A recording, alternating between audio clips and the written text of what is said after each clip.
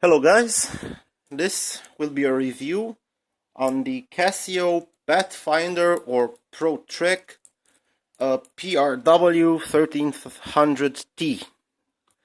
This is the titanium version. It also comes with a plastic or rubber version of the strap.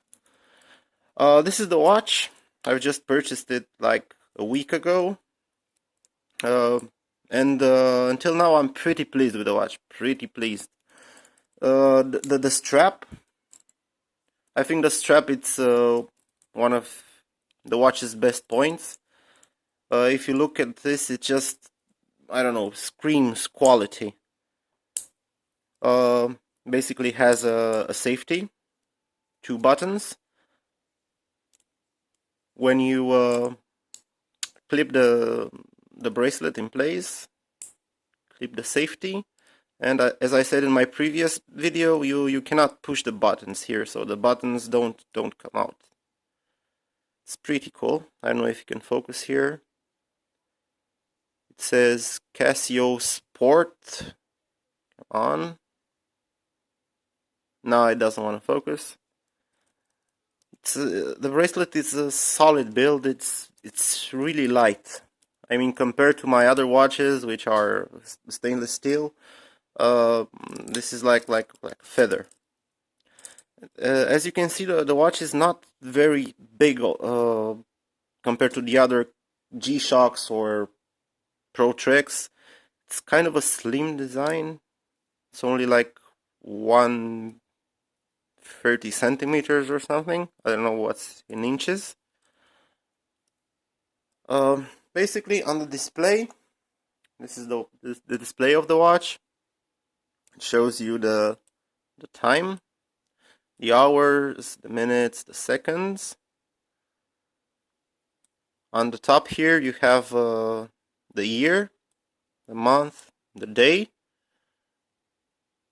Here, because it's an atomic watch, you have the signal strength. Basically, this watch calibrates itself to atomic watches all around the world. They have some atomic watches in the US, I think, in Germany, in the UK, and in Japan. So basically, this will not calibrate in the southern hemisphere.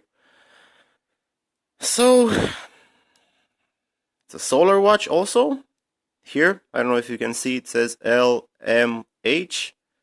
Basically, this is the battery status: low, medium, high.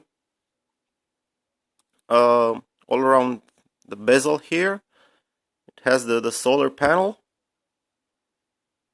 This is how the watch charges. You can see Tough Solar. What else can I say about the display? Here you have ANL and daylight savings time. And this is power saving mode. But we'll get to that in a moment. About the buttons. This is the triple sensor. It's not a button, but it just sticks out. This is the mode button. We have the compass button, barometer, altimeter, light, and adjust. Let me take you to the menu real quick. This is the recording function. Basically, it records your altitude in meters and I believe the compass.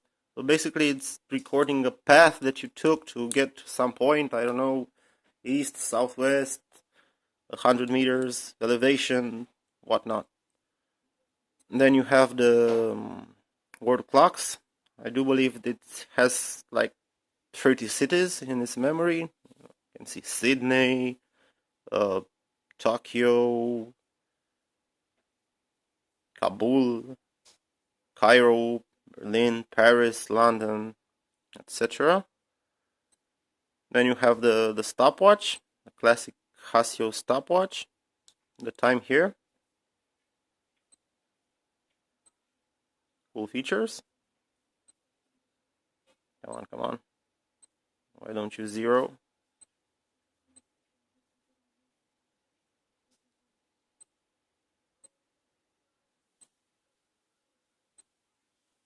Yeah.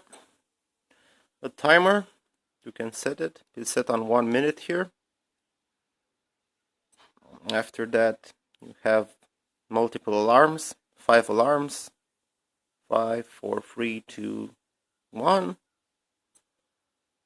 This is the recording screen, RC. Basically, this is the hour and the date at which the watch calibrated itself the last time. So the watch calibrated itself today at 4 in the morning.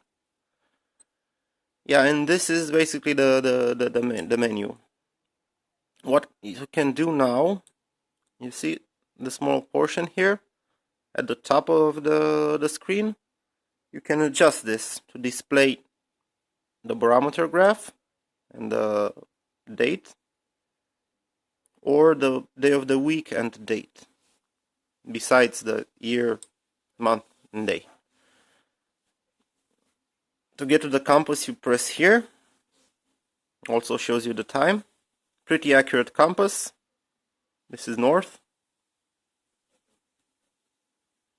It's out of focus now.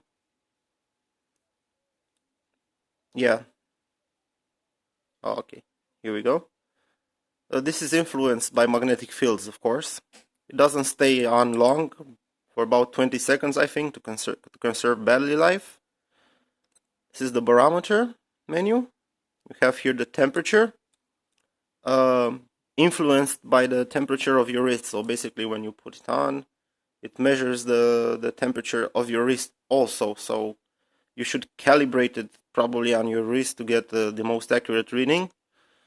This is the measurement, the pressure in hectopascals, and this is the barometer graph.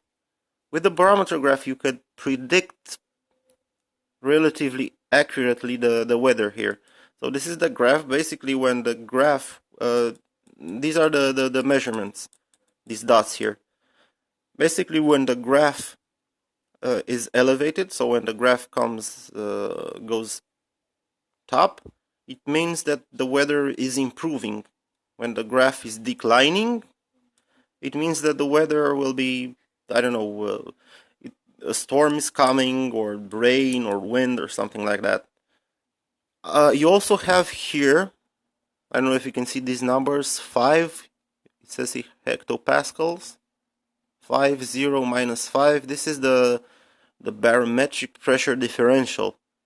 You have here a point, so basically this measures, this shows you what's the difference between the current measurement and the last measurement in, see, 1, 2, 3, 4, 5 in hectopascals. You also have the altimeter, the time. The altimeter, of course, is based on the barometric reading. So basically, it tells you the altitude based on the pressure of the air around you. So it's not that accurate because the pressure, depends on the weather and also on the temperature. Here you have let me just get out of the menu. Here you have the OLED light. I don't know if you can see this. It lights up. It also lights up automatically.